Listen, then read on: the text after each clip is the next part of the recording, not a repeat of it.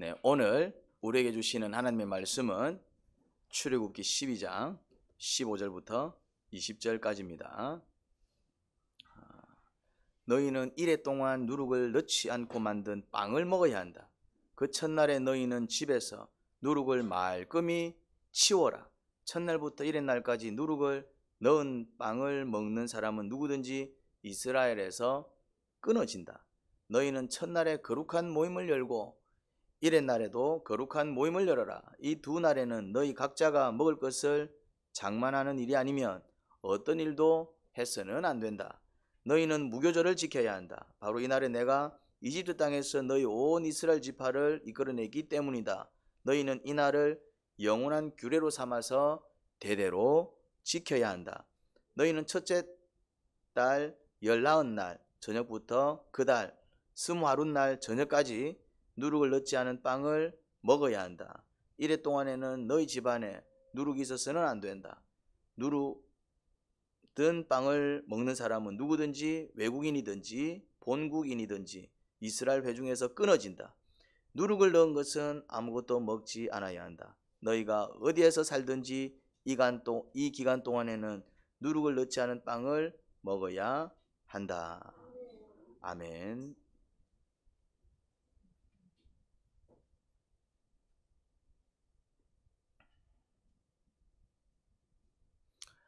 마지막 재앙을 앞두고 있습니다.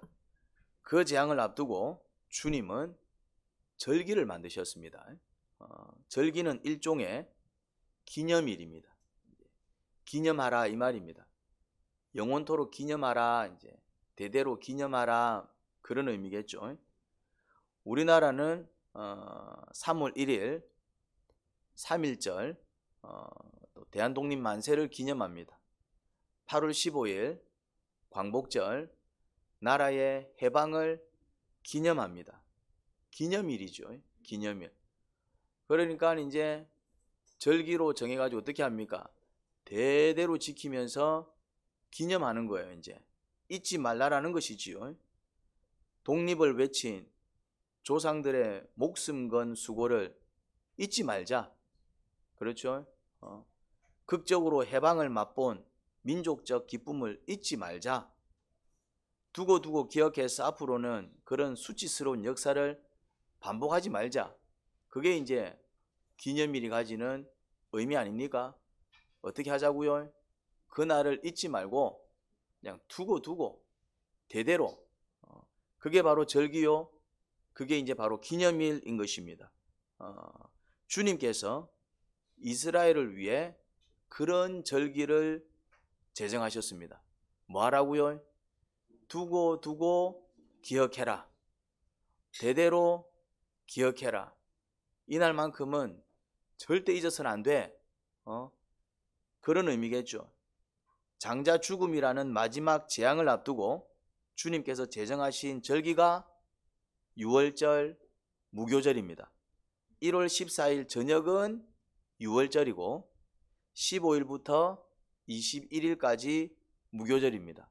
그러니 6월절 무교절은 다른 절기 같은데 또 한절기처럼 여겨질 수 있습니다. 왜 그렇습니까? 연이어서 이제 절기가 지켜지기 때문이지요. 그래서 유대인 3대 절기 하면 6월절 무교절은 한 절기로 묶어서 3대 절기 중 한 절기에 들어갑니다. 그런데 1월은 유대력으로 1월입니다. 유대력, 유대 달력이다 이 말입니다. 그 달을 뭐로 정해냈습니까? 첫 달로 정해라 그랬잖아요. 그래서 이제 그때부터 이제 유대력이 생기는 거예요. 이제 이 달을 원래 이제 그러면 그 전에 달력이 있었다 없었다? 있었겠죠. 이제 달력이 있었겠죠. 이제 지금 우리가 쓰는 달력은 뭡니까? 우리가 쓰는 달력을 뭐라고 부르는지 잘 모르면 태양력이라고 부릅니다. 근데 우리는 태양력만 지키는 게 아니라 또 뭐도 지키지요? 그렇죠. 이제 태음력도 지킨다 이 말이죠. 물론 태양력이 이제 주가 되고, 근데 우리는 또 옵션으로 뭐도 따집니까? 음력도 따진다 이 말이죠. 이제 그러니까 엄밀히 얘기하면 우리는 태음력을 이제 다 지키는 셈이죠. 근데 이제 지금은 이제 그냥 이렇게 표준으로 쓰는 달력이 태양력입니다. 그런데 이제 이 1월은 태양력, 지금 우리가 쓰는 1월하고 다릅니다. 그들이 나온 달, 그 달을 이제 1월로 정하면서 뭐가 생긴 겁니까? 이제 유대 달력이 생긴 겁니다. 이제 그 달을 1월로 이제 하는 이제 유대인의 이제 달력이 이제 생긴 것이죠. 그래서 이제 태양력으로 그러면은 이제 이 1월 달은 어디쯤 해당되느냐 하면은 3, 4월에 해당됩니다. 3, 4월. 3, 4월에 걸쳐서 그 유대인 1월이 이제 해당된다 이 말이죠, 이제. 그래서 대충 언제쯤이겠구나 이제 이렇게 이제 느낌을 잡으시면 됩니다. 이제 정확하게 계산하려면은 또 세밀하게 따져야 되겠지만은 대략 그렇게 됩니다. 6월절은 남들 다 죽을 때 그 죽음이 건너간 사건을 기념하는 절기지요. 6월절에 대한 영적 의미는 지난 시간에 살펴봤습니다. 좀 6월절에 대해서 다시 한 번 더 그 의미를 되새기고 싶으면은 지난 주일 또 영상이 있기 때문에 보시면은 그 의미를 살펴볼 수 있습니다. 오늘은 무교절이 가지는 영적 의미를 살펴볼까 합니다. 기념하라 그랬으니까 주님께서 대대로 지키라고 하셨으니까 분명히 이제 그 6월절도 그렇고 무교절도 그렇고 어떤 영적 의미를 분명히 두셨을 거다 이 말입니다. 그래서 6월절에 대한 영적 의미는 우리가 지난 시간에 좀 자세히 살폈습니다. 오늘은 이제 무교절에 대해서 또 무교절도 주님께서 엄격하게 이제 지킬 것을 명하고 있습니다. 자, 이제 이 무교절을 오늘 살펴볼 텐데 여러분들이 한 주간 또 묵상을 하고 오셨을 거예요. 그렇죠? 자, 오늘 같이 또 본문도 읽었는데 유독 눈에 띄는 단어가 뭡니까? 누룩이 눈에 띕니다. 누룩을 없애라, 뭐 누룩 든 빵을 먹지 마라, 하여튼 누룩 그거 먹으면 막 끊쳐진다. 계속 이제 반복되는 어떤 단어가 누룩입니다. 누룩. 그러니 이제 근데 사실 또 이 무교절이라는 이름도 이 누룩과 관련되어 있는 이름입니다. 무자가 한자로 뭐겠습니까? 없을 무자입니다. 교자가 이게 무슨 한자겠습니까? 이게 이제 누룩교자입니다. 이 교자는 누룩교자, 누룩효자도 됩니다. 그래서 이제 효소할 때도 누룩교자를 씁니다. 한 한자가 두 가지 발음을 내는 한자입니다. 그런 한자들이 있죠. 대표적인 한자가 이제 뭐가 있습니까? 술의 차자. 술의 차는 차라는 발음도 있지만은 거라는 발음도 있죠. 이제 그런 식으로 이제 한자가 발음을 두 개 가지고 있는 한자가 간혹 있습니다. 그런데 이제 이 누룩을 뜻하는 이 교자도 발음이 두 개입니다. 그래서 이제 효로 발음이 날 때가 있고 교로 발음이 날 때가 있습니다. 그래서 헷갈릴 필요가 없습니다. 같은 한자입니다. 같은 한자. 한자를 찾아보면은 누룩교자, 누룩효자 같은 한자입니다. 그래서 이제 어떤 경우에는 교라고 읽고 어떤 경우에는 효라고 읽습니다. 근데 의미는 같다 이 말이죠. 여러분들이 잘 아는 효소입니다. 효소. 근데 이제 그 말보다 더 잘 아는 말이 뭡니까? 이제 이스트. 누룩을 잘 안다고요. 누룩은 잘 몰라요. 보통 이제 이렇게 요리하시는 분들은 이스트 한다. 이스트는 영어입니다. 영어입니다. 영어. 근데 웃긴 거는 영어는 잘 아는데 저 나라 말은 잘 몰라요. 누룩은 이제 우리나라 말입니다. 순수 이제. 누룩은 우리나라 말이고 이제 그걸 이제 한자로 고치면은 이제 효소가 됩니다. 이제 효소. 어쨌든 발효시킨다 이 말이에요. 발효. 효자도 같은 개념인데 그때 쓰는 단어가 이제 교자입니다. 그래서 이제 보통 효자를 많이 쓰지 교자를 잘 안 쓰다 보니까 무교절 이런 거 와닿지가 않는 거죠. 이제 이 교자가 뭐야 이래 되는데 이 교자가 누룩효 누룩교자입니다. 그러니까 그대로 나오죠. 무교가 뭡니까? 누룩을 없애라 이 말이죠. 이제 누룩이 없다 이 말이잖아. 이제 그 누룩을 없애라 이 말. 누룩을 없애라. 그거를 그냥 그대로 이제 뭐로 갖다 붙인 겁니까? 이제 절기 이름이 누룩을 없애라 이겁니다. 이제 6월절은 절기 이름이 뭐라고요? 6월은 담벼락을 뛰어넘을 때 쓰는 단어입니다. 유자가 담벼락 뛰어넘을 때 유자고 월자가 담벼락 뛰어넘을 때 월자입니다. 이제 잘 안 쓰는 단어인데 월자는 많이 쓸 겁니다. 이제 뭐 월차 뭐 아니면 월반 뛰어넘는다 이 말이죠. 이제 그렇게 쓰는 단어입니다. 이제 근데 유자는 잘 안 쓰지만은 어쨌든 둘 다 이제 같은 의미입니다. 그래서 6월절은 어떤 절기라고요? 죽음이 뛰어넘었다, 지나갔다, 뛰어넘어서 지나갔다. 그냥 이름을 그대로 이제 그 사건을 그대로 뭐로 붙인 겁니까? 이제 이름으로 붙인 거다 이 말이죠. 무슨 말이야가 아니라 그냥 그 사건을 그대로 그냥 이름으로 갖다 붙인 겁니다. 이제 무교절도 마찬가지입니다. 무교절도 뭐라고요? 누룩을 없애라 절기입니다. 누룩 없애라, 집에다 누룩 두지 마라 절기, 이거다 이 말, 이름이. 그런데 이제 이 빵에다가 이제 빵을 만들 때 이제 이스트를 넣거든요. 누룩을 넣거든요. 그 역할이 뭡니까? 기능이 뭡니까? 빵을 부풀게 만듭니다. 부풀어지니까 부드러워지고 말랑말랑해지는 거예요. 기능은 뭐다고요? 부풀게 만듭니다. 만약에 이스트를 안 넣고 빵을 구우면 어떻게 될까요? 그냥 딱딱해지고 요런 게 나옵니다. 요만한 거 넣으면은 이제 그 어떻게 됩니까? 요만해져 나오잖아요, 말이죠. 어떻게 빵이 살 부풀어 오르면서 이제 연해지면서 이제 부드러워지고 막 이렇게 이제 만들어집니다, 이제. 그러니까 누룩을 넣지 않으면은 빵이 어떻게 될까요? 맛이 없고 이제 딱딱한 빵이 됩니다. 빵이라고 보기 힘든 빵이 된다 이 말이죠. 그러니까 이게 음식 같은 음식이 안 되는 것입니다. 근데 이제 무교절에는 이 누룩 넣지 마라.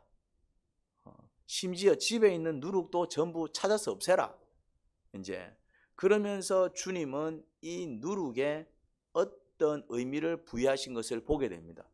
지금 뭔가 의미를 부여하고 계신 거예요. 누룩 자체가 뭐 악한 건 아니잖아요.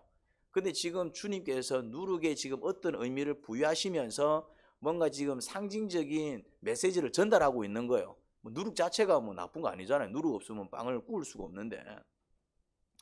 그러면 어떤 의미를 부여하셔서 이 누룩의 이런 단호한 조치, 굉장히 단호한 조치를 취합니다. 그냥 없앴으면 좋겠다 이렇게 말하지 않습니다. 어떻게 얘기합니까?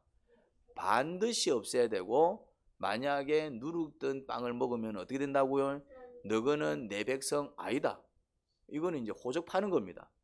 보통 부모가 이제 언제 호적합니까? 니 한 번만 더 그러면 니 진짜 호적에서 파푼다. 언제 이런 말 합니까? 아주 이제 부모가 볼 때 심각한 어떤 행동을 하면은 뭐라 얘기합니까? 보다 뭐라 얘기합니까? 호적에서 뭐 파겠다, 위협하기도 하고, 진짜 이제 막 정말 이거 갈 때까지 가면 어떻게 합니까? 진짜 파버리시는 분들도 있다 이 말이죠. 이제 그러니까 이제 내 백성에서 끊어진다 이 말은 뭡니까? 쉽게 이제 우리로 얘기하자면은 니는 이제 오늘부터 이제 이 집 사람 아니다. 호적에서 니 이름 파푼다, 이런 개념입니다. 이제. 그러니까 누룩 없앴으면 좋겠다 이런 개념이 아니고 누룩 든 빵을 먹으면 어떻게 하겠다고요? 너거 다 호적 판다 이런 개념입니다. 그러니까 이거는 그냥 막 누룩을 안 넣었으면 좋겠다 이런 개념이 아니고 어떤 개념이라고요? 누룩은 절대로 넣으면 안 돼. 누룩은 반드시 없애야 돼. 이런 어떤 단호한 조치인 것을 보게 됩니다. 그러면 이제 우리가 이제 이 누룩의 이제 의미를 이제 찾아내야 돼요. 그렇다고 해서 우리가 뭐 진짜 집에 있는 누룩을 없애는 건 의미가 없을 거 아니에요. 분명히 이 누룩이 상징하는 바가 있을 텐데 그걸 찾아내어 가지고 이제 우리 또한 이 무교절에 걸맞는 영적 활동을 해야 될 것입니다. 자, 먼저 누룩의 특징을 한번 살펴봅시다. 이스트입니다. 누룩은 눈에 보이지 않는 아주 작은 것입니다. 그렇죠? 빵을 구울 때 누룩을 얼마나 넣어요? 나는 제가 제빵을 해본 적이 없어갖고 딸? 누룩을 얼마나 넣죠? 빵은 안 구워봤나? 과자만 구웠나? 빵하고 과자는 또 다릅니까? 얼마나 넣습니까? 넣어봤습니까? 넣어봤어요. 얼마나 넣습니까? 그건 해봤어요. 우리 쪽자 맞죠? 그때 살짝만 넣잖아요. 살짝만 넣으면 됩니까? 이게 막 확 부풀어 올라갖고 막 아주 먹음직스럽게 이제 바뀌잖아요. 이제 그 딱딱한 그러니까 이제 이 이스트를 뭐 막 듬뿍 넣지 않아요. 보면은 그냥 이렇게 그냥 살짝 이렇게 넣어줘요. 이제 그냥 이렇게 그러니까 반죽 양에 비해서 살짝 넣는다 이 말이죠. 이제 물론 반죽 양이 많으면은 좀 넣겠지만 어쨌든 그 반죽 전체 양에 비하면은 뭐 그렇게 많은 양을 넣지 않습니다. 이제 그런데 이제 이 누룩이 어떻게 됩니까? 이 누룩의 일종의 이제 뭐 약간 이제 균이잖아요. 균. 이게 좋은 균이죠. 이게 퍼집니다. 퍼진다는 얘기는 이제 번식을 굉장히 빠르게 하겠죠. 이제 온도가 따뜻해지고 이제 습기가 있고 이러면 이제 야가 이제 빵 안에서 쫙 퍼지면서 어떻게 되느냐면은 이제 빵 전체를 이제 불쁘게 만들고 이제 부드럽게 만듭니다. 여기서 이제 누룩의 특징을 알 수 있습니다. 지극히 작은 것이 전체로 퍼지면서 전체를 부풀려 버려요. 그냥 누룩 넣은 데만 고만 살짝 부풀어 오르는 게 아니라 어떻게 된다고요? 야가 이제 빵 전체 쫙 퍼지면서 빵 전체를 그냥 막 부풀게 만들어 버립니다. 누룩은요, 본성에 박혀 있는 지극히 작은 내면의 죄악을 가리킵니다. 우리가 소위 상처라고 부르는 것을 가리킵니다. 각 사람마다 본성에 뭐가 박혀 있다고요? 상처들이 박혀 있습니다. 상처는 자극을 받으면 비정상적인 분노를 일으키는 내면의 아픔을 얘기합니다. 그걸 우리는 상처라고 얘기합니다. 그러니까 똑같은 상황인 어떤 사람은 저 사람은 왜 저래 이런 사람이고, 아이씨 저게 인간이야 이러면서 막 그걸 막 견디지 못하고 발끈하는 사람들이 있죠. 똑같은 상황을 보는데 아유 저러면 안 되지, 저러면 안 되지, 그냥 안 되는 걸 인정하는데 그냥 그 정도 이제 마음까지 막 자기 마음까지 흔들리지 않습니까? 근데 어떤 사람은 막 그것 때문에 막 격분하면서 막 저것도 인간이냐 하면서 난리를 칩니다. 이제 이게 뭐라고요? 이게 상처입니다. 이제 내면에 뭐가 박혀 있다고요? 상처가 박혀 있습니다. 우리가 보통 이제 바보야, 아유 니는 바보가, 그냥 가벼운 어떤 욕은 아니지만은 그래도 이제 살짝 이제 근데 좋은 말은 아니죠. 이제 그러면 이제 보통 그런 말에 사람들은 어떻게 반응합니까? 와씨 그럴 수도 있지 막 그냥 그것 때문에 그냥 가볍게 응대하는, 어떤 사람은 딱 그런 말 듣는데 바보라고 내가 왜 바보인데 하면서 막 날뛰는 사람들이 있죠. 이제 그러면 아니 이게 그래 흥분할 일이가, 미안하다 이러고 넘어가잖아요. 이제 이게 뭐라고요? 이게 상처입니다. 그러니까 그냥 일반 사람들은 막 그냥 그냥 그러려니 이해하고 넘어가는데, 이해가 되지 않고 나는 막 그것을 좀 어떤 비정상적인 어떤 분노라든지 아니면 비정상적인 어떤 두려움을 느낄 때 우리는 이걸 뭐라고 얘기한다고요? 상처라 그럽니다. 엘리베이터에 들어갑니다. 이제 엘리베이터 들어가면 다들 어떻게 합니까? 그냥 버튼 누르고 이제 올라갔다 내려갔다 합니다. 근데 어떤 사람은 들어가 문이 닫히니까 그때부터 이제 막 두려워 떨기 시작합니다. 엘리베이터 떨어지면 어쩌지? 이 고장나면 어쩌지? 내 이 안에 갇히면 어쩌지? 이게 뭐라고요? 요게 이제 트라우마다 이 말이죠. 비슷한 겁니다. 상처와 트라우마는 비슷한 겁니다. 이제 지금 본성에 뭐가 박혀 있다고요? 본성에 이제 상처가 박혀 있는 것입니다. 근데 성경은 이 상처를 죄의 법이라고 부릅니다. 다시 말해 죄악이라고 말합니다. 물론 성경에서 상처를 죄악이라고 부르는 이유가 있습니다. 죄악으로 말미암아 사람들은 저주와 불행을 겪습니다. 그렇죠?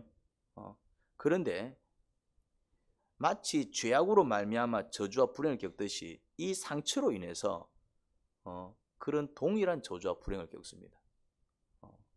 그리고 이것을 치유하는 방식 또한 자백과 회개입니다. 죄악을 다루는 방식과 동일하기 때문에 성경은 개인의 그 내면의 상처를 뭐라고 부른다고요? 죄악이라고 부릅니다. 우리는 상처를 주는 것만 죄악이라고 여깁니다. 근데 사실은 상처를 받는 것도 죄악이라고 합니다. 상처를 받았다는 것은 상대의 죄악을 용서하지 못하고 그것을 고스란히 받아 나 또한 그 사람을 미워하고 그런 행위에 대해서 크게 분을 내는 것을 의미합니다. 일종의 간접 죄악인 것입니다. 간접 죄악. 이스라엘 백성이 이집트의 노예에서 하나님의 백성으로 신분을 상승할 겁니다. 이제 지금까지는 이제 뭐로 살아왔습니까? 이집트의 노예로 살아왔다 이 말이죠. 이제 하나님께서 이들을 구원하셔 갖고 이제 이들을 이제 하나님의 뭐로 삼아 주실까요? 이제 하나님의 이제 백성으로 삼아 주신다 이 말이죠. 이제 이게 구원 역사입니다. 이제 이 사람들은 이제 이 밤을 지나면은 이 마지막 재앙을 마치고 나면은 이제 이집트를 떠나게 될 겁니다. 그러면은 어떤 삶을 청산하고 노예의 삶을 청산하고 이제 어떤 삶으로 새롭게 시작합니까? 하나님의 백성으로 새로운 삶을 시작하게 됩니다. 이제 신분이 상승하는 거예요. 이제 노예였는데, 그냥 노예였는데, 한 나라의 노예였는데 하나님의 백성으로 뭐가 바뀐다고요? 신분이 바뀝니다. 구원을 받게 되죠. 구원을 받기 위해서 첫 단계, 이제 지난 시간 살핀 유월절 의미입니다. 예수님의 보혈을 문틀에 바르고 예수님의 고기를 먹는 것, 이것이 이제 구원받는 첫 단계지요. 하나님의 백성이 되기 위한, 그것이 이제 유월절이 가지는 영적 의미입니다. 다시 말해서 예수님을 영접해서 믿고 따라야 합니다. 이제 이게 첫 단계입니다. 자, 그 다음 단계가 뭐냐면은 유월절 다음 절기가 뭐라고요? 무교절입니다. 자, 예수님을 믿는 단계, 다음 단계가 뭐냐면은 누룩을 제거하는 단계입니다. 마음의 상처를 찾아서 그것을 치유하고 회복해야 합니다. 요게 해도 하고 싶으면 하고 하기 싫으면 안 해도 되는 일입니까? 아니면 반드시 해야 되는 일입니까? 무교절은 반드시 해야 됩니다. 누룩을 어떻게 하라고요? 반드시 제거해라. 만약에 누룩 든 빵을 먹으면은 너희가 내 백성이 되지 못할 것이다, 이렇게 얘기하고 있다 이 말이죠. 쉽게 말해서 받은 구원이 무효화됩니다. 그런 의미예요. 그렇게까지 얘기를 하고 있다 이 말이죠. 그러면은 이스라엘 백성들은 어떤 상처가 있었을까요? 그들은 오랫동안 노예 생활을 했습니다. 그러면 이스라엘 백성들 안에는 한이 서려 있지 않았을까요? 노예 생활을 했다 이 말입니다. 노예 생활. 노예 생활이 뭔지 알죠? 나는 노예 생활 하고 싶어서 한다 있을까요? 없습니다. 그러니까 이제 막 힘이 약하고 이제 막 어쩔 수 없이 원해서가 아니라, 그리고 이제 이 주인들이 노예들을 다룰 때 어떻게 다룹니까? 이봐 노예 미안한데 요거 좀 해주면 안 될까? 이라 합니까? 아니면은 알아서 해야 되고 알아서 안 하면 어떻게 합니까? 막 채찍으로 이놈의 새끼가 왜 안 해? 이러면서 막 그럽니까? 이제 깊은 한이 맺혀 있었을 겁니다. 430년 동안 노예 생활하면서 이 민족 전체가 그들이 받은 상처는 어마어마했을 것이고 그것이 한이 되어 그들 가슴 한가운데 깊이 박혀 있었을 것입니다. 깊은 한이 각 사람마다 새겨져 있었을 것입니다. 급기야 바로는 어떤 정책까지 폈습니까? 이스라엘 백성 인구 증가를 막기 위해 남자아이들은 다 강에 버리라는 명령까지 내렸습니다. 그러니까 이스라엘 백성 가슴 한가운데는 이게 이제 깊은 한을 넘어서 이집트를 향한 증오와 분노가 꽉 차 있지 않았을까요? 그게 뭐라고요? 그게 상처다 이 말입니다. 우리가 예수님을 믿고 구원을 받습니다. 그리고 구원을 받고 은혜를 크게 입은 사람들은 하나님 말씀대로 살기를 원합니다. 이제 내가 이제 하나님 뜻대로 살아야지. 주님이 나를 위해서 죽으셨는데 내가 이제 하나님의 백성이 되었는데 이제 하나님 백성답게 살아야지. 내가 이제 막 노예처럼 살아서 될 일이가 내가 이제 그렇게 이제 수준 낮게 살아서 될 일이가, 내 신분이 높아졌는데 이제 나도 고귀한 인생을 한번 살아봐야지. 이제 이런 어떤 욕구가 생깁니다. 그렇죠? 구원받은 증거입니다. 그런데 이제 실제로는 어떻습니까? 말씀대로 잘 살아요? 아니면은 그렇게 살지 못하고 자꾸 빌빌거리고 헤맬 때가 많아요. 우리가 하나님께 은혜를 입었고 큰 용서를 받았습니다. 입은 은혜를 생각하면은, 내가 받은 용서를 생각하면은, 내가 받은 사랑과 이제 이 모든 걸 생각하면은 나도 이제 남을 어떻게 해줘야 됩니까? 용서도 해주고, 나도 남을 어떻게 해줘야 됩니까? 사랑해주고, 나도 이제 좀 참아주고, 나도 이제 또 양보도 좀 하고, 이렇게 살아야 되는데 그게 됩니까? 안 됩니까? 이게 용서가 안 되는 것이죠. 함께하는 자들을 사랑해야 하는데 사랑할 수 없습니다. 아니, 사랑하기 싫습니다. 상처를 자극받는 일을 경험하면 다른 사람들은 이해하기 힘든 분노를 내기도 합니다. 왜 저런 걸로 화를 내지? 이런 경우들이 많다 이 말이죠. 근데 정작 그 사람은 그것 때문에 너무 화가 나서 그걸 이해 못하는 상대방이 정말 밉죠. 이런 모습이 예수님처럼 사는 모습입니까? 아니면 구원을 받았음에도 불구하고 여전히 마귀처럼 살고 있는 모습입니까?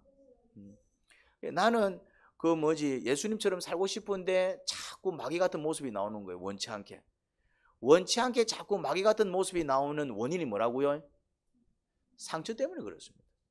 나는 이런 상황 속에서도 화 안 내고 싶은데 와 화를 내고 있는 거예요. 나는 저런 말을 들어도 용서해 주고 싶은데 용서가 안 되는 거예요. 이제 그래도 이제 지금까지는 내가 미워하고 살았지만 이제 예수님 믿고 이제 좀 이제 사랑도 해주고 용서도 해주고 싶은데 계속 사랑도 안 되고 용서도 안 되는 거예요. 이제 막. 그러니까 내 생각과 다른 또 다른 법이 올라오죠. 로마서에서는 이제 로마서 7장에서는 또 다른 법이 내 안에서 올라오는도다 그래 얘기하고 있다고요. 그거를 뭐라고 얘기하고 있다고요? 바울은 이걸 죄악의 법이라고 얘기하고 있다 이 말이죠. 그런데 이제 그걸 자세히 보면은 그 내 마음에 올라오는 또 다른 법이 자세히 살펴보니까 그게 뭐더라? 상처더라 이 말. 그게 안 돼요. 내 마음대로 안 돼요. 내 안에는 이제 하나님의 사랑도 있고 성령님의 역사도 있고 아, 나 이제 이렇게 살면 안 돼. 나 이렇게 살아야 돼. 바로 살아야 돼. 나 이제 이런 모습으로 살면 안 돼. 막 그런 마음들이 있어요. 그런데 모두 같이 올라온다고요? 또 다른 법이 올라오는 거예요. 이제 막 내가 왜 그래 살아야 되는데, 왜 내만 참아야 되는데, 왜 맨날 내만 참아야 되는데, 이제 또 다른 법이 같이 올라오는 거예요. 이제 근데 그건 아닌데, 왜 나 그래 살아야 되는데, 그러니까 뭐가 됩니까? 이제 이게 막 또 안에서 이제 막 이상한 일이 벌어지는 것이죠. 이제 막.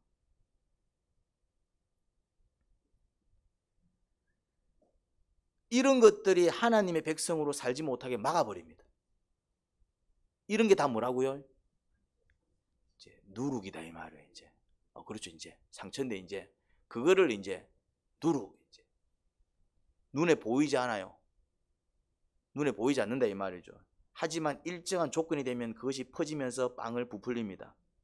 평소에는 아무 문제가 되지 않습니다. 하지만 그 상처를 자극하는 어떤 일이 발생하면 상식적으로 이해가 안 되는 분노가 발생합니다. 그것이 함께하는 사람들과의 관계를 망가뜨리고 삶을 힘들게 만들어 버립니다. 상처 많은 사람하고 살면은 마음이 편안해요, 괴로워요? 어때요? 상처 많은 사람들하고 살면은 이게 사는 게 수월해요, 아니면 힘들어요? 힘듭니다. 눈치를 보게 됩니다. 왜? 그런 경우만 되면은 애가 발광을 하고, 그런 경우만 되면은 애가 삐져 있고, 그런 경우만 되면은 토라져 있고, 그런 경우만 되면은 막말을 해대고, 그런 경우만 되면은 막 이게 할 짓이요, 아니면은 막 살만해요. 근데 이제 본인도 그러고 싶다, 안 그러고 싶다. 본인도 안 그러고 싶어요. 나 왜 이러지? 왜 이러지? 나도 이제 좀 이렇게 예수님 믿고 이제 좀 용서하며 살고 싶은데, 화 안 내며 살고 싶은데, 나도 이제 더 이상 그런 것에 매이고 싶지 않은데, 딱 그런 상황이 되고, 아니면 그런 말을 듣거나, 이제 딱 어떤, 뭔가 이제 일정한 조건이 이제 탁 갖춰지는 순간 어떤 일이 벌어집니까? 내 의사와 상관없이, 내 뜻과 상관없이 그냥 괴물 같은 모습이 빵 나와버린다 이 말이죠. 평소에는 이런 모습이 나온다 안 나온다? 평소에는 안 나옵니다. 평소에도 이제 이렇게 살면은 그 사람은 구원받지 못한 사람이고, 그냥 평소에도 아무렇지도 않게 지 쪼대로 살면은 이건 더 이상 얘기할 필요가 없는 거고. 근데 평소에는 이제 다 조절이 가능해요. 내가 바르게 살고 싶으니까, 말씀을 아니까, 내가 어떻게 살아야 되는지를 아니까, 무엇이 주의 뜻인지 아니까 평소에는 바르게 산다니까. 근데 어떤 일정한 조건이 딱 갖춰지면은, 뭔가 특수한 상황이 되면은, 내가 감당치 못할 상황이 되면은 그때 뭐가 빵 나와버리더라. 그러니까 이제 이게 이스트다 이 말이죠. 이제 이스트가 평소에는 그냥 이스트예요. 그냥 가루에 지나지 않습니다. 근데 그게 이제 반죽에 들어가게 되고 불이 가해지고 촉촉하게 이제 어느 정도 이제 습기가 이제 머금어지면 어떻게 됩니까? 얘가 이제 쫙 퍼지면서 빵 전체를 부풀려 버린다 이 말이에요. 상처 자체가 평소에는 아무 문제가 안 된다니까요. 평소에는 너무 좋아요. 별일 없을 때는. 그런데 이제 어떤 이유로 이제 이게 탁 자극을 받는 순간 어떻게 됩니까? 이게 쫙 퍼지면서 삶 전체가 무너진다 이 말이죠. 무슨 말이 됩니까? 관계가 흔들린다 이 말이죠. 이게 그냥 그것만 살짝 문제가 되는 게 아니라 그냥 그게 쫙 퍼지면서 이제 이런 걸 찾아내야 합니다. 내 안에 있는 누룩을 찾아서 제거하는 행위를 뭐라고 부른다고요? 성화라고 합니다. 성화는 점점 거룩해져 가는 과정을 의미합니다. 거룩해지려면 거룩하지 않은 것을 찾아서 하나씩 없애야 합니다. 그게 뭐라고요? 그게 누룩입니다. 평소에는 별 문제 없지만 어떤 특수한 상황이 되면 그것이 발동하여 비정상적인 분노나 두려움을 만들어내는 그 누룩. 그런 비정상적인 분노와 두려움은 주님의 말씀에 순종하지 못하게 막고 삶을 흔들어 버립니다. 마치 누룩이 빵 전체에 퍼져 빵 전체를 부풀게 하는 것과 같은 일이 벌어집니다. 내면의 상처가 한 사람의 삶 전체에 퍼져 그 삶을 흔들어 놓고 망가뜨립니다. 그러니까 상처는 막 없앴으면 좋겠지만은 안 없애도 되는 겁니까? 아니면 나는 막 어떻게든 찾아내서 없애야 하는 것일까요? 어떻게든 찾아서 없애야 됩니다. 안타깝게도 누룩이 없는 사람은 없어요. 누룩은 두 가지 이유로 우리 안에 생깁니다. 누룩은. 그래서 누룩이 없는 사람은 없습니다. 두 가지 이유로 반드시 우리 안에 누룩이 들어오게 되어 있습니다. 첫 번째는 부모의 삐뚤어진 유전자가 우리에게 유전됩니다.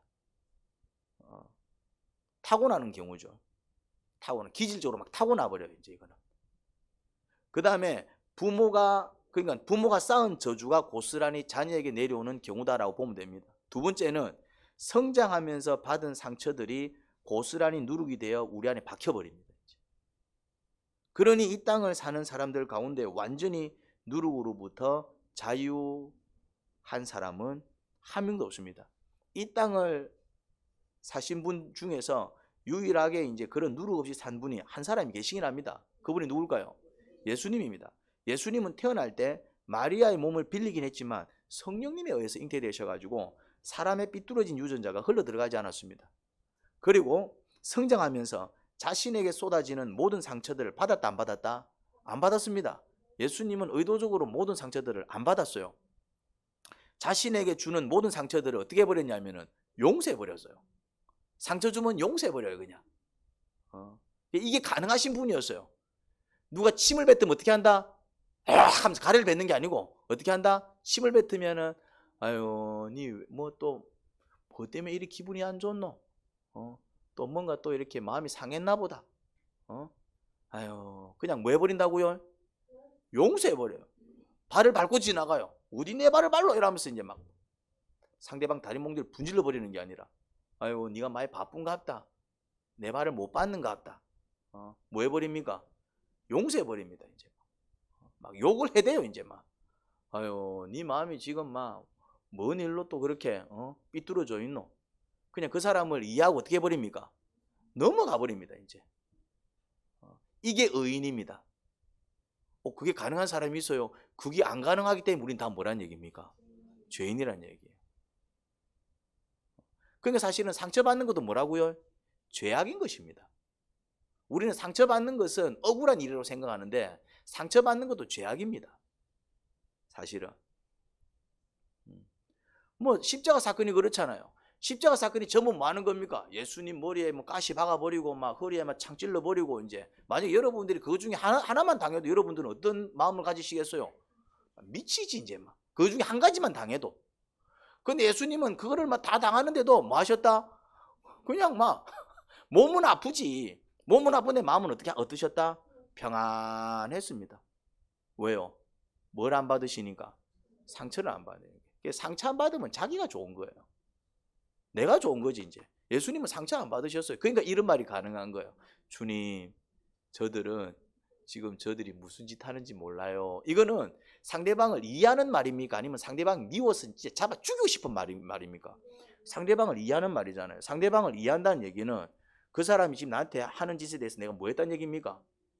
용서했다는 얘기죠. 그냥 이해하고 넘어가는 거예요. 이해하고 넘어가는 거예요. 이제. 그 사람 행동이 잘했다는 얘기가 아니라 악한 거예요, 이제. 그래서 걱정하는 것이죠. 저런 죄를 지으면 어디 간다, 저 사람들? 지옥 가는 거예요. 저 짓 하면 저 사람 다 뭐 받는다? 벌 받는 거죠. 저렇게 하면은 저 행위로 말미암아 저들은 다 어떻게 된다? 불행해지는 거예요, 이제. 오히려 그걸 걱정하는 거야. 아이고, 저런 짓 하면은 자들 벌 받을 건데, 저런 짓 하면은 저거 때문에 지옥 갈 건데, 저런 짓 하면은 쟤네들 저것 때문에 불행해질 건데. 그래서 그런 짓을 한 사람들은 다 어떻게 삽니까? 어떻게 살았어요? 불행하게 살았지, 이제. 근데 예수님은 불행했어요, 안 불행했어요? 끔찍한 일을 경험했는데도 불행하지 않으셨습니다. 이게 어떻게 가능하냐 이 말이지. 뭘 안 받으면? 상처를 안 받으면 가능해요. 근데 안타깝게도 우리는 상처를 어떻게 해버린다? 받아빕니다. 받아서 뭐 해버립니까? 열받고. 받아서 뭐 합니까? 미워하고. 받아서 뭐 합니까? 씩씩거리고. 받아서 뭐 합니까? 잠 못 자고. 받아서 뭐 합니까? 불면증 걸리고, 받았으면 뭐합니까? 이제 막 술 마시고, 받았으면 뭐합니까? 이제 막 지도 이제 똑같은 짓 하고. 무슨 말인지 이해됩니까 이게? 그러니까 상처를 받아버리면 어떤 일이 벌어집니까? 상처를 주는 사람과 똑같은 일이 벌어집니다. 상처를 받아버리면 그때부터 그 사람은 어떤 삶을 산다? 불행해집니다. 그렇죠. 힘들어집니다. 이제. 예수님은 자기에게 상처를 주던 사람들을 모두 용서하셨고 그 모든 상황을 주님께서 주시는 선물로 감사히 받으셨습니다. 그러니까 지금 자기가 죽어나고 있는데 이 상황을 어떻게 받아들이셨다고요? 감사히 받아들였어요. 왜요? 그냥 그 상황만 생각하면 내가 죽을 맛인데, 내가 이제 이렇게 십자가 지면은 어떤 일이 벌어진다?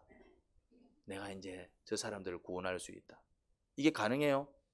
근데 요게 사람들 중에 살짝 느낄 때가 있습니다.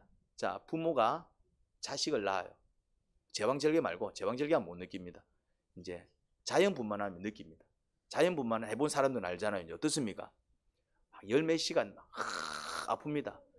그때 그 고통을 억울하게 생각합니까? 아니면은 행복하게 생각합니까? 행복하게 생각합니다. 행복하게 생각합니다. 만약에 그게 행복하지 않으면 아이를 안 낳습니다. 무슨 말인지 이해됩니까? 아이를 절대로 안 낳습니다. 물론 몸이 고통스러운 거지. 몸이 고통스러운 거지. 마음은 행복하다니까요. 뭘 기대하기 때문에 내 아이가 태어났는데 마음은 행복하다니까요. 단지 몸이 고통스러우니까. 몸은 고통스럽지 당연히. 내 살을 찢는데. 근데 내 살을 찢는데 억울해 이놈의 새끼 기 나오기만 해봐라 내가 잡아치기다. 이런 마음으로 애를 낳습니까? 아닙니다. 니 때문에 내가 이렇게 고생한다. 기 나오기만 해봐라 내가 니 다리 몽둥이를 부합들기다. 이렇게 애 낳는 사람 없습니다. 어떻게 애를 낳습니까? 자기는 힘들지. 그렇지만은 혹시 애가 또 나오면서 애가 또 이렇게 힘들어질까봐 자기가 더 이제 막 고통스러워하고 더 조심스러워하면서 그거는 행복해하는 겁니다. 물론 몸이 고통스러우니까 하는데 그 내면에는 뭐가 있다고요? 그래서 아이를 낳고 상처받아가지고 내가 다시는 애 안 낳아 이럽니까? 아니면은 어머머 귀여운 건 내 새끼 이러면서 눈을 못 뗍니까? 엉엉 웁니까? 엉엉 울잖아요. 억울해서 웁니까? 너무 사랑스럽고 고마워서 웁니까? 얘 건강하게 태어나줘서 고맙다 이러면서 울고 있다니까네. 이놈은 가시나 니 때문에 내 죽는 줄 알았다 이럽니까? 아니다 이 말이죠. 그러니까 아이를 낳을 때 그때 살짝 느낍니다.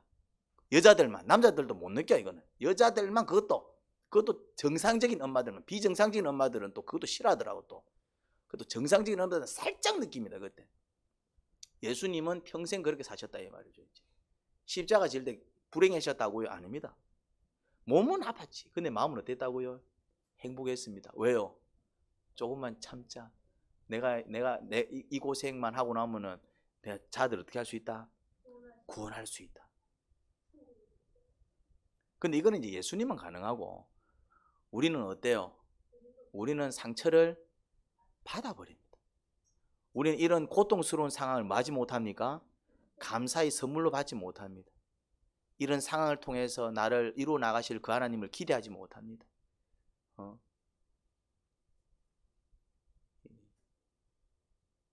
우리는 태어날 때부터 삐뚤어진 유전자를 받았고요.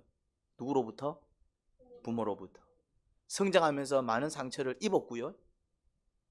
살면서 당하는 고통과 아픔 속에서 끊임없이 누룩이 우리 속에 박혀버렸습니다. 그렇게 우리는 우리의 모습은, 우리의 인생은 철저히 누룩으로 얼룩져 있는 모습입니다. 뭐하지 못해서? 용서하지 못해서. 그래서 사실 상처를 받는 것도 죄악입니다. 상처를 받는 것도 죄악이구나. 요거 깨달을 때 여러분들이 성장합니다. 요거 깨닫기 어렵습니다. 왜 상처받는 게 죄악입니까? 상처받은 것도 억울해 죽겠는데. 이래 생각하면은 막 어쩔 수 없는 거예요.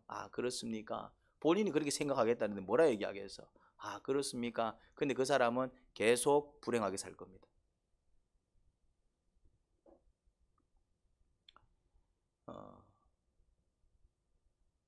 그리고 나에게 상처를 주는 끔찍한 상황을 주님께서 주시는 선물로 여기고 감사히 받지 않습니다. 우리는 감사보다 뭐가 빠르다? 원망과 불평이 빠릅니다. 그러니까 감사하는 사람은 행복해집니다. 그런데 원망하는 사람은 불행해집니다. 우리는 평생 어떻게 살아가고 있습니까? 나에게 상처 준 자들을 평생 원망하며 살지요. 그리고 내가 겪은 끔찍한 상황을 평생 한탄하며 삽니다. 상처가 들어올 때 그것을 밀어내야 되는데 고스란히 다 받습니다. 이제부터라도 우리는 용서하는 법을 배우셔야 됩니다. 그게 살 길입니다. 이제부터라도 감사하는 법을 배우셔야 됩니다. 이게 살 길입니다. 그냥은 안 됩니다. 이거 훈련 받으셔야 되고요. 또 내 힘으로 안 되는 그런 기능입니다. 우리는 고장나 있기 때문에. 고장나 있으면은 작동을 안 합니다. 그러면 그게 작동하려면 어떻게 될까요? 고쳐야 됩니다. 시계가 고장나 있으면 돌아가지 않습니다. 핸드폰이 고장나 있으면은 액정에 불이 켜지지 않습니다. 그럼 이거 사용하려면 어떻게 됩니까? 고쳐야 됩니다. 고쳐야 정상적으로 사용이 가능해집니다. 우리가 살려면 용서할 줄 알아야 됩니다. 우리가 살려면 감사할 줄 알아야 됩니다. 근데 우리는 뭐가 안 된다? 용서가 잘 안 돼요. 우리는 뭐가 잘 안 된다? 감사가 잘 안 돼요. 그래서 이제 치유받아야 된다 이 말이죠. 이제. 그래서 이 성화는 회개의 삶이기도 하지만은 죄악을 회개하고 잘못을 고쳐나가는 과정이기도 하지만은 뭐가 반드시 수반되어야 되느냐면은 치유가 수반돼야 돼요. 치유가. 상처를 고치려면은 내가 이제 더 이상 상처받지 않기 위해서도 노력해야 되고 용서하기 위해서도 노력해야 되고 또 내가 이제 좀 힘든 상황이지만은 그 안에서 감사하려고 노력해야 되지만은 내 노력만으로 안 됩니다. 그 기능이 정상적으로 작동 안 해. 그래서 뭐도 받아야 된다고요? 치유도 받아야 됩니다. 그래서 이제 상처에 대해서 뭘 받아야 된다? 치유를 받으셔야 돼요. 그런 아픔에 대해서 치유를 받으셔야 돼요. 이제. 누룩을 찾아서 제거할 때는 그냥 누룩을 없애는 그 작업도 중요하지만은 뭐가 선행이 돼야 된다고요? 치유를 받아야 돼요. 치유. 그래서 이 성화도 뭐라고 얘기하느냐 하면은 구원이라고 얘기합니다. 성화도. 왜? 치유받는 건 결국 내 힘으로 내 스스로 이렇게 고치는 게 아니라 주님의 은혜로 회복되는 역사를 얘기하는 것이잖아요. 그래서 우리는 누룩을 찾아내기 위해서 뭘 해야 된다? 기도와 묵상을 해야 됩니다. 그리고 또 이 누룩을 찾아낸 누룩을 또 이렇게 제거하고 없애기 위해서도 뭐 해야 된다? 기도하고 묵상해야 됩니다. 기도와 묵상이 얼마나 중요한지 모릅니다. 이거 그냥 하는 게 아니에요. 이 과정을 통해서 그냥 막 기도했다 묵상했다 이게 중요한 게 아닙니다. 우리는 삶을 가지고 묵상을 합니다. 그렇죠? 또 내 마음 상태를 가지고 묵상합니다. 그러니까 삶과 마음을 놓치면 안 돼요. 내 삶을 통해서 이 주님의 역사와 마귀 역사를 다 분별해 내셔야 됩니다. 그리고 내 마음 상태를 통해서 내 안에 어떤 누룩이고 내가 왜 이렇게 살 수밖에 없는지 그런 것들을 다 분석해 내셔야 됩니다. 그게 뭐라고요? 그걸 찾아내는 게 뭐라고요? 그게 묵상이고 그리고 이제 하나하나 찾아낼 때마다 그것을 주님께 아뢰셔야 됩니다. 왜 아뢰입니까? 그렇죠. 치유받기 위해서입니다. 내 스스로 해결 못한다니까. 그래서 기도로 이어져야 됩니다. 그래서 묵상과 기도가 반복되다 보면은 뭐가 가능합니까? 순종이 가능하다 이 말이죠. 왜? 그냥은 순종이 안 돼. 치유 못 받으면 순종 안 됩니다. 이미 인이 바뀌어버렸고 습관이 잡혀버렸고 이미 이제 내가 이제 내 스스로 헤어날 수 없는 지경이 되면은 이거 내 스스로 절제하고 고친다라는 게 굉장히 힘이 듭니다. 그러니까 누구 역사가 필요합니까? 주님의 역사가 필요하다 이 말이죠. 성령의 역사가 필요하다 이 말이에요. 그러면 성령님은 누구한테 역사해 주실까요? 1번 그냥 막 늘 잠자는 사람, 2번 기도하는 사람. 누구한테 역사해 주실까요? 1번 노래방 가서 열심히 노래 부르는 사람, 교회 와서 찬양하는 사람. 누구한테 역사해 주실까요? 당연한 거 아닙니까? 기도도 하지도 않고 찬양도 부르지도 않고 예배하지도 않고 주님의 역사를 기대한다? 그럼 말이 안 되잖아요. 거기. 내가 병원 가서 치료받고 싶으면은 어떻게 됩니까? 병원을 가야지. 그리고 이제 나 이렇게 아파요 얘기를 해야지. 그래야 뭐 수술을 받든 뭐 약을 지어받든 뭐 역사가 일어나죠. 이제 집에 가만 앉아 있으면 몸이 낫습니까? 집에 가만 앉아 있어가지고 저 삼성병원 이렇게 삼성병원 하고 있어 몸이 낫습니까? 집에 가만 앉아갖고 아주병원 하고 몸이 낫습니까? 무슨 말인지 이해됩니까? 아주병원까지 가야지. 삼성병원에 들어가야지. 서울까지 가기 힘들면은 효성시티라도 가야지 우리는. 무슨 말인지 이해됩니까 이제? 어쨌든 막 그러면 저 멀리까지는 못 가더라도 옆에 있는 동네 내과 의원이라도 가야지. 기도를 많이 해라는 뜻이 아닙니다. 무조건 뭐 기도는 올라가라는 얘기가 아닙니다. 그렇게 할 수 있으면 좋겠지만은 여건이 안 되면 뭐라도 해라. 새벽 기도라도 나오고, 그러도 힘들면은 집에 밥상 하나 차려놓고 밥만 먹지 말고 이제 그 성직 펼쳐놓고 이제 주님과 교제하는 시간, 주님 앞에 내 마음을 아뢰는 시간. 주님 어떻게 하면 좋겠습니까? 저를 불쌍히 여겨주세요. 이런 문제가 있습니다. 왜 저는 이런 경우에 자꾸 이런 또 화를 내고 좀 이런 어떤 비정상적인 모습을 드러내고 제가 하나님 자녀답지 못하게 살아가야 될까요?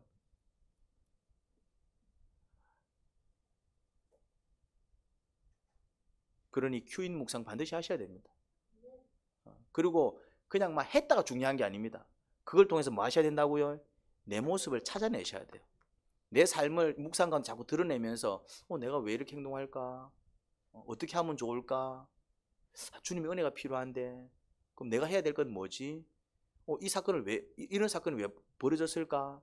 하나님께서 이 사건을 통해서 나한테 주시려고 하는 교훈이 뭘까?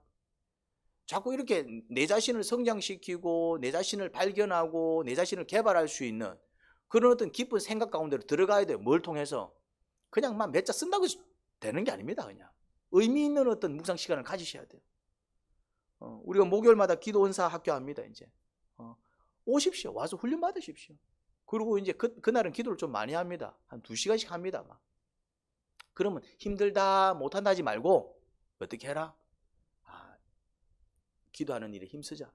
와서 기도 훈련도 받으시고 뭐도 해라? 내 기도도 실컷 하고.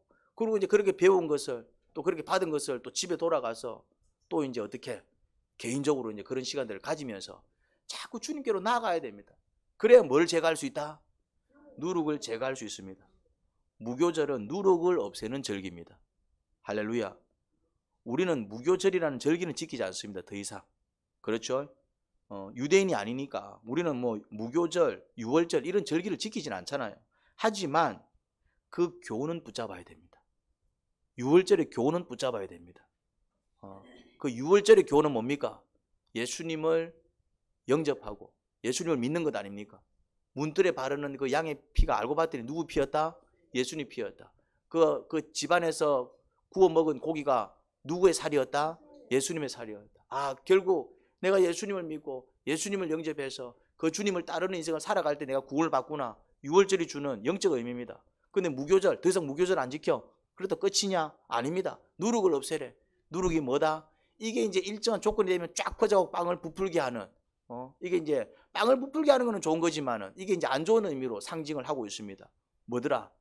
평소에는 아무렇지 않지만 자극받으면 이게 온몸에 퍼져가지고 내 온 삶에 퍼져가지고 내 삶을 망가뜨리고 내 관계를 망가뜨리고 나를 불행하게 만들고 나를 비참하게 만드는 뭐더라? 내면의 죄악, 상처더라 이 말이죠. 이제 그런 것들을 찾아내서 제거하는 인생을 살아가시기 바랍니다.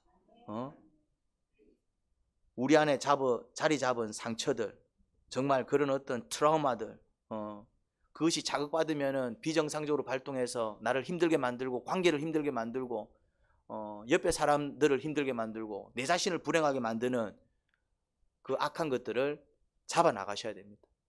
그거를 회개하셔야 됩니다. 그런 부분에 대해서 치유받으셔야 됩니다. 누룩을 하나씩 없애나가는 사람은 서서히 예수님을 닮아서 예쁜 삶을 살 것입니다. 할렐루야. 어떤 삶을 산다고요? 예쁜 삶을 삽니다. 누룩을 하나씩 제거하기 시작하면은 그때부터 예쁜 삶을 살기 시작합니다. 예쁜 삶을. 예쁜 삶을. 삶이 예쁘다, 예쁘게 사는 게 중요합니다.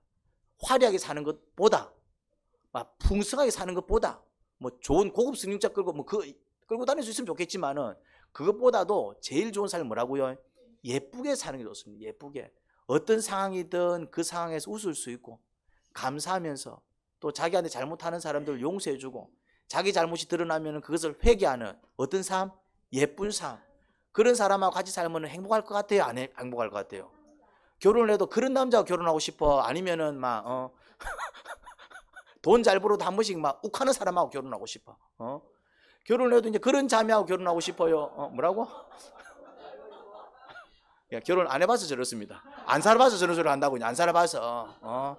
살아보면 압니다. 살아보면은 야, 이 돈보다 더 중요한 게 뭔지 압니다. 안 살아봐서 저런 소리를 하는 겁니다. 이제 할렐루야. 예쁜 삶을 사셔야 됩니다. 그러면은 다른 사람도 내가 예쁘게 살면은 나를 존경하고 좋아할까요? 아니면은 내가 막 한 번씩 욱하고 해도 막 그 사람들은 괜찮아 할까요? 겉으로는 괜찮아 해도 속으로는 할 짓이 아니겠죠. 그러니까 서로가 어떤 삶을 살아야 된다고요? 예쁜 삶을 살아야 됩니다. 그래서 내 삶을 예쁘게 만들려고 노력하는 사람은 착한 사람입니다. 내가 예쁘게 살아야지, 예쁘게 이 착한 사람입니다. 그냥 되는 대로 사는 사람은 못된 사람입니다. 죄송한 얘기지만은 그렇잖아요.